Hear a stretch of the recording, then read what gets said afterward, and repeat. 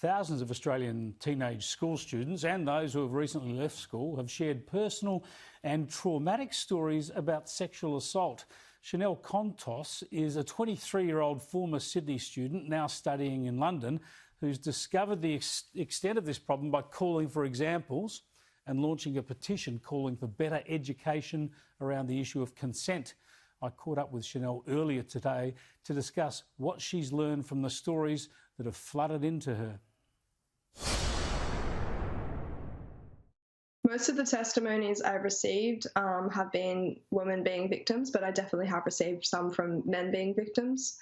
But yeah, the vast majority, women are the victims, and it usually happens in the adolescent years, and it's usually before someone has an understanding of what consent is. And that's my whole point. We need to be educated on consent earlier because it will stop these issues happening so far spread so early. Are we talking about teenage parties, or are we talking about a variety of settings? There's a variety of settings, but I think that, you know, parties are definitely the place where it happens the most. But I think that's because it's also the only times when a lot of people who go to single-sex schools get to interact with someone from the other sex. So it's really the only environment they're exposed to. So this revelation has come like a thunderbolt across some of the most prestigious Sydney single-sex schools. As you say, you've taken evidence from right around the country, so you're talking about this being a problem everywhere, not just in those elite single-sex schools. But some of those school principals have communicated with you and sought your input over the past 24, 48 hours. Tell us what those schools wanted to hear from you and what they need to do. So the schools were really great in basically giving me the opportunity to talk to them in a really candid space, really open space with discussion. I basically ran a seminar for about 45 minutes that detailed the definitions of things that I think are crucial to being able to understand consent.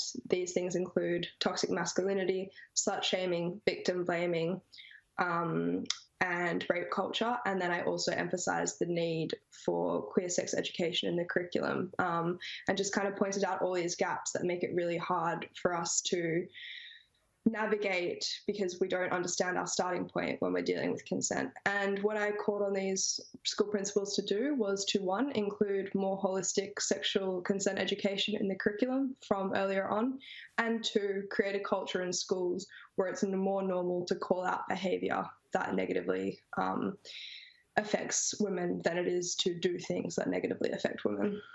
I think this makes enormous sense, right? I mean, all teenagers ought to be taught about consent, explicitly discuss the issues and learn about consent, male and female, and learn about self-respect and appropriate behaviour. But one thing that's concerned me is some of the schools sending letters to their students about this, talking about how they want to teach some of these lessons, discuss some of these issues.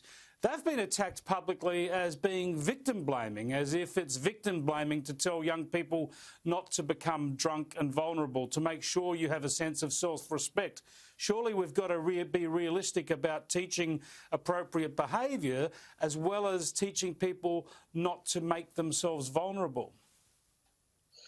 Yeah, so obviously in the short to medium term, unfortunately, girls do still need to be protective in their behaviour, but ultimately we shouldn't tell girls to do that. We should focus on telling the perpetrators not to do that. So when schools address behaviours, risk-taking behaviours such as drinking alcohol and taking drugs, that's okay to address those behaviours if we approach it from a perpetrator perspective. If we tell people that when people are drinking and on drugs, people are more likely to commit sexual assault, rather than saying when you drink and take drugs, you're more likely to get sexually assaulted. Because no one, like, what you wear doesn't get you sexually assaulted.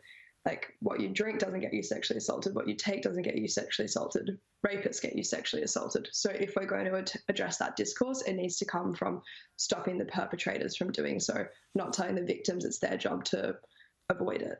But we do live in an imperfect world. We know there is evil among us, whether it's in sexual assault, other forms of violence, other forms of crime.